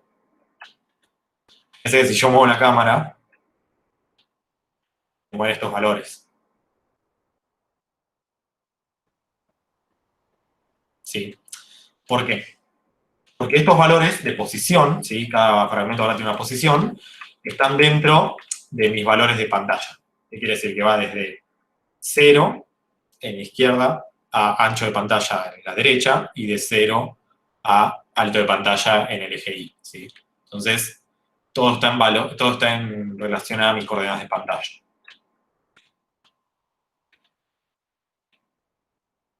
Sería más o menos lo que estamos logrando acá. O sea, esto puede volar la cabeza un poco, pero es todo lo que explicamos de pipeline, cómo agarramos un modelo, cada vértice del modelo y lo multiplicamos por mundo, vista, proyección. Acá estamos como visualizando las posiciones casi finales de estos fragmentos, ¿sí?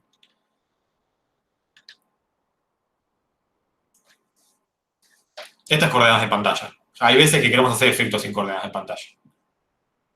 Una consulta, ¿un caso de Sí. uso de las coordenadas de pantalla? Sí, vamos a hacer lo siguiente. Vamos a hacer algo un poco más avanzado. Por ejemplo, vamos a hacer un valor B. Un valor. Y tenemos las coordenadas en X y Z.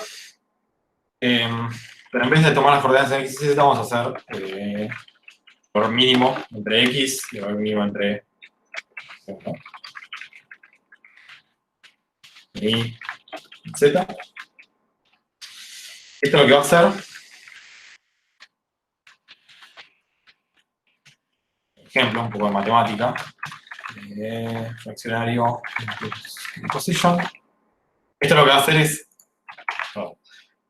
hacer es dividir esto en fracciones, ¿sí? Que va de 0 a 1, 0 a 1, 0 a 1, 0 a 1, 0 a 1, 0 a 1, y tomar el valor mínimo entre X y Z. Lo que va a hacer es como darme una especie de... En realidad Z no vale nada acá. Lo que va a hacer esto es cuadrillearlo, por así decirlo. Vamos a ver si funciona. Espero que funcione. Bueno, lo cuadrilleo demasiado. ¿Sí? Bienvenidos a Shaders. Esto lo que hace es las posiciones de pantalla que tiene cada fragmento, las va fraccionando de 0 a 1, y según ese valor va tomando el mínimo, y esto como que hace este efecto. ¿Sí? Es un poco, marea un poco. ¿Sí? Hay casos de uso con esto, pero recuerda que esto está en pantalla. ¿Sí? ¿Qué quiere decir? Que si yo me muevo, o muevo a necesito, o muevo mi cámara, este efecto cambia. ¿Sí? Vamos a probar dándole un valor un poco más chico acá, a la parte fraccionaria. Eso quiere decir que voy a dividir en menos partes.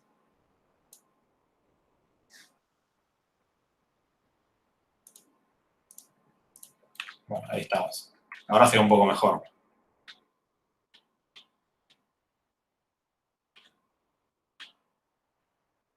Sería como si la cámara tuviera una especie de lente con cuadros, ¿no? O algo así. Sí, pero solo para este modelo. ¿Sí? Porque todo esto está pasando porque estoy dibujando este modelo. Si dibujo una caja acá al lado, no va a pasar esto para la caja. Depende del shader de esa caja. ¿Sí? Pero esto está en coordenadas de pantalla.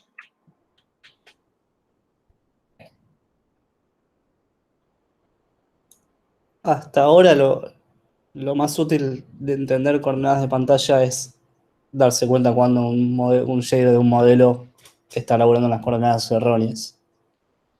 Porque va a pasar eso. La clase que viene, cuando veamos postprocesados, vamos a aprender un montón de trucos más que hacer con las coordenadas de pantalla. Por eso no se frustren si no le ven tanta aplicación ya. Bueno, ya que vimos coordenadas de pantalla, que de nuevo va de 0 al ancho de la pantalla y de 0 al alto de la pantalla, vamos a ver, vista nos vamos a saltear, vamos a ver coordenadas en el espacio de modelo.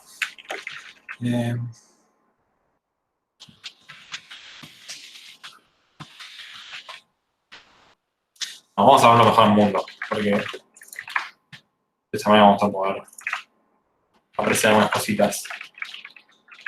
Position. Sí. Para calcular las coordenadas en posición de mundo, tenemos que multiplicar la posición modelo por el mundo, ¿sí? Y esto nos da el world position. Y vamos a hacer lo mismo acá, ¿sí? Vamos a fraccionar esto. ¿Y qué más me está faltando? ¿Estamos pasando el mundo? No, hay que pasarlo desde la aplicación.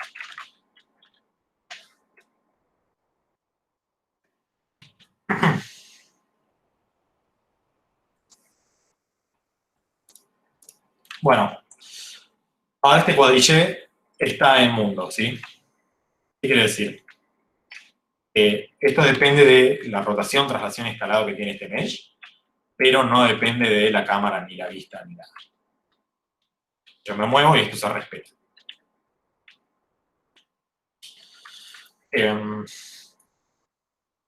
La mayoría de las cosas las queremos en mundo a veces, porque es como que estamos en el mundo del juego. Entonces, si nosotros pasamos la posición de la luz, como vimos en Fong, y la posición de la cámara, como vimos en Fong, esas posiciones van a estar en el mundo, porque son posiciones que nosotros determinamos en nuestro juego que van a estar ahí, ¿sí?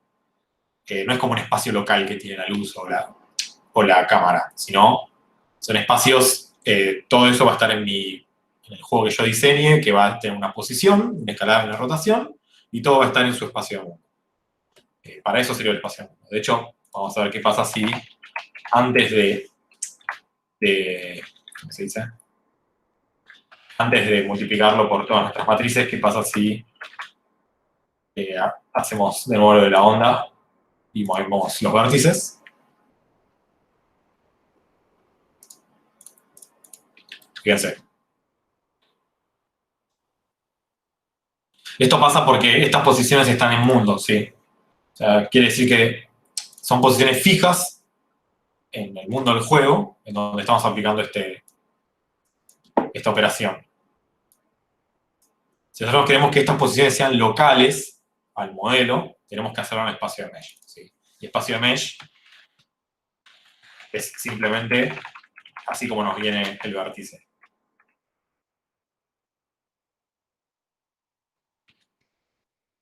Una pregunta.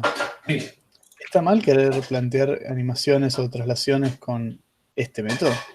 Porque No, para nada. De hecho, animación esquelética se hace así. O sea, la animación esquelética se hace adentro del... Es una mezcla entre CPU y GPU, pero vos querés animar cada vértice distinto, ¿sí? Y para animar cada vértice distinto no podés hacerlo en la CPU, tenés que hacerlo en la GPU. Es una técnica que se usa bastante. Y no está nada mal animar cosas con esto, ¿eh?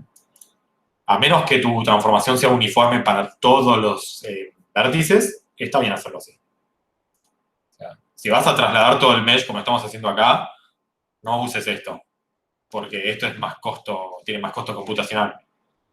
Deberías hacerlo acá en las variables, deberías tener una matriz de mundo, y etcétera. ¿Responde eso? sí, gracias. Ok.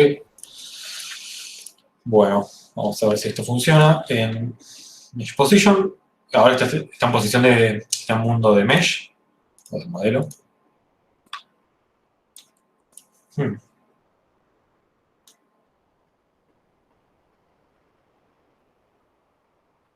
Ok.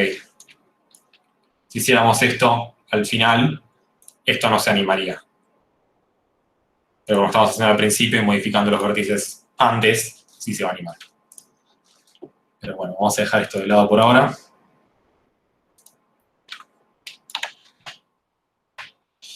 Una cosita más antes de saltar a iluminación, algo que no explicamos todavía, que es el discard. O si lo explicamos, Javi, corregime. Nope.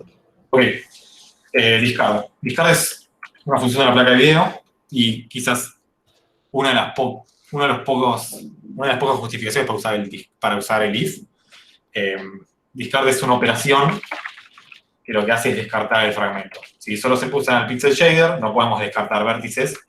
Lo que hacemos es descartar fragmentos. En base a una condición, generalmente. ¿Sí? Nunca queremos descartar todos los fragmentos porque para eso ni dibujemos el modelo. Y podemos hacerlo en base a todo lo que queramos. Por ejemplo, si queremos descartar la mitad de TGCcito, podemos hacer if step. ¿Preguntó algo?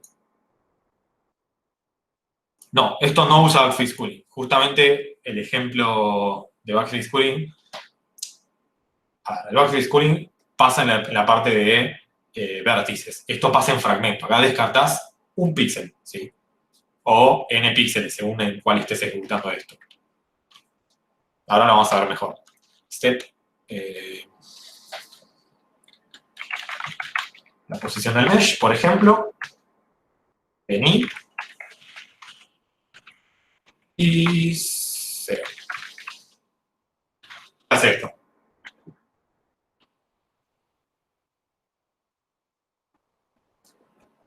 Este step, ¿qué hace?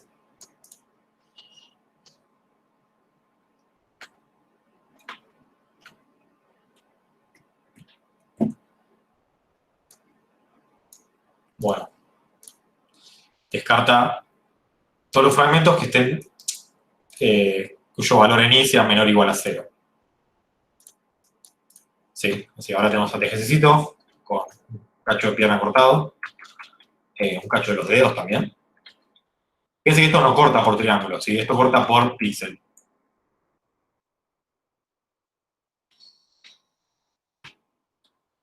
Y podemos hacer un montón de cosas locas con esto.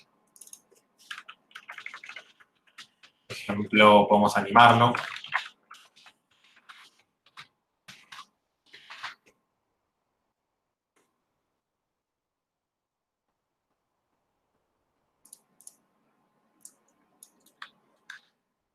Acá estamos cortando según una altura arbitraria, y etc.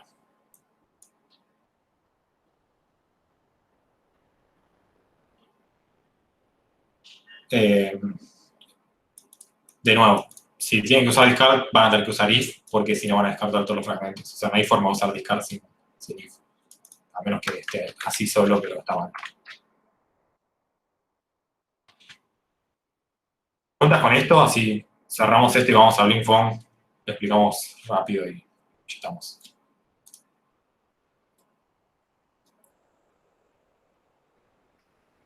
Bueno.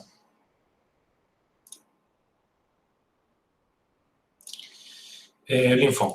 Vamos a ver, hay un ejemplo de Blink-Phone que lo tienen andando ustedes. Es este.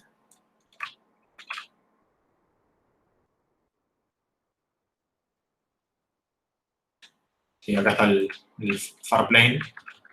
Y aunque es un poco. Acá está la luz que está rondando, que la modelamos con una caja. Y fíjense que se va moviendo la luz difusa y la luz especular. Se va moviendo. Y la luz ambiente es igual para todos los puntos. Por ejemplo, este punto nunca se va a iluminar con difusa o especular. Bueno, difusa ahí le llegó, pero no importa. Pero tiene la luz ambiente. Nada, es un ejemplo para que jueguen y prueben y cambien los valores. Por ejemplo, acá en el shader definimos el color de la luz ambiente, el color de la luz difusa, el color de la luz especular, cada ambiente, cada difusa, cada especular, shininess, posición de la luz y posición de la cámara. Vamos a ver. Esto lo estamos mandando todo desde la aplicación. Son uniformes y las variables uniformes hay que mandarlas de la aplicación. Y lo que estamos haciendo es nuestra posición de la luz, la estamos dando vueltas, por así decirlo, con un coseno y un seno. Entonces tiene como esta vuelta que está dando acá la luz. Y no es nada más que eso. O sea, fíjense. Algunas cosas las calculamos en el Vertex Shader. Por ejemplo, la posición. Bueno, así siempre tiene que estar. La posición en mundo, que la necesitamos para hacer cálculos. La posición normal. Perdón, el vector normal, que ahora sí usamos la inversa, la traspuesta del mundo. Y la forma de textura. Y en el Pixel Shader es donde hacemos los cálculos más fuertes. ¿Sí? Acá tomamos el vector L, o Light Direction, el vector B, el vector H, ¿sí? Y acá no tenemos R, y el color de la textura. Y acá hacemos todos los cálculos. ¿Sí? Primero el N.L para la luz difusa, que es lo que nos decía qué tan normal es el punto hacia la luz. Y el cálculo de la luz difusa, que no les mentimos, era KD por color difuso por N.L. Después, N.H, que lo calculamos como, de nuevo, el dot product entre la normal y el vector H. Acá aplicamos la luz especular, y acá está la fórmula final. ¿Sí? No es tan largo este shader. Solo cuesta un poco entender un poco de la matemática entre vectores, pero es lo que estuvimos explicando en la clase. ¿Alguna pregunta con esto?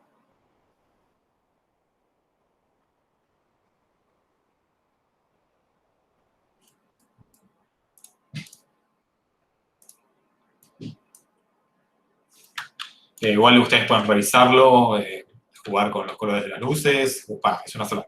Jugar con el color de la luz, jugar con un montón de valores que ustedes quieran jugar y lo pueden modificar como ustedes quieran. Los ejemplos están para romperse, ¿sí? Una consulta, si yo Sí. quisiera que la luz ilumine más fuerte, entre comillas, ¿tengo que poner un color más claro a la luz? Mejor ¿en qué componente? Porque recordad que tenemos ambiente, difuso y especular. Digamos como en general. En general, o sea, igual para todos los puntos puede ser... Uy, se me fue la cámara. Ambiente, por ejemplo. Vamos a ver Ok. qué pasa si... acá el coeficiente ambiente, acá esto no suma 1, pero el coeficiente ambiente suma 0,1, digamos, ponerle quizás 0,5 a ver qué hace. Y el color ambiente está en un azul muy tenue. Vamos a ver qué pasa si le ponemos 0,5. O sea, preguntaba porque esto se ve como si fuera una noche, ponele. Claro, con una luz así tranquila. Claro, claro. Shaders. Foam. Está un poco más iluminado.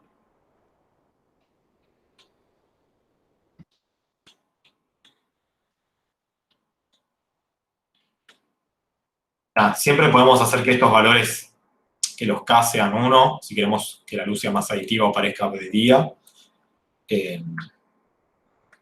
Pero bueno, Claro, piensan que si el K de ambiente es 1, les va a quedar, con la fórmula que puso Ronald, les va a quedar prácticamente el color de la textura más el color, difuso y especular. más el... ¿Cómo? Más el color difuso y el especular. Eso. Claro. Pero el difuso, sí.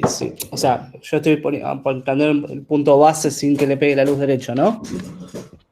Si nosotros ponemos la luz ambiente en 1, va a quedar prácticamente el color de la textura sumado al de la luz ambiente. ¿Sí?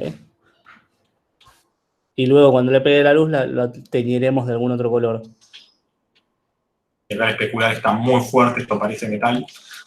No es metal, no debería serlo. Pero bueno, son variables que ustedes pueden tocar y jugar. De hecho, los K, KS, KD y Shininess está igual para todos los modelos acá. Lo cual quizás no está bien. Quizás el auto debería tener un poco más de Shininess que el piso, los edificios menos, etc.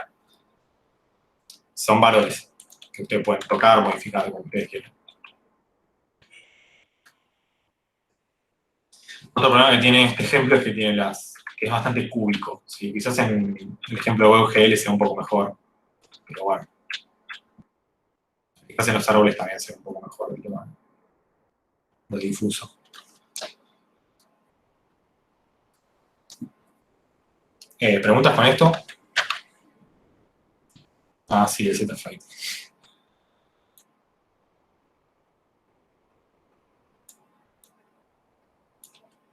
Bueno, si nadie tiene preguntas,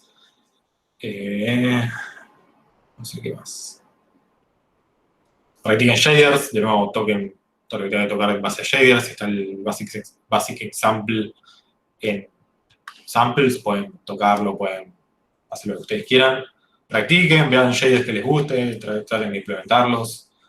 Cualquier pregunta que tengan respecto a shaders pueden plantearla en el Google Group. No sé qué más.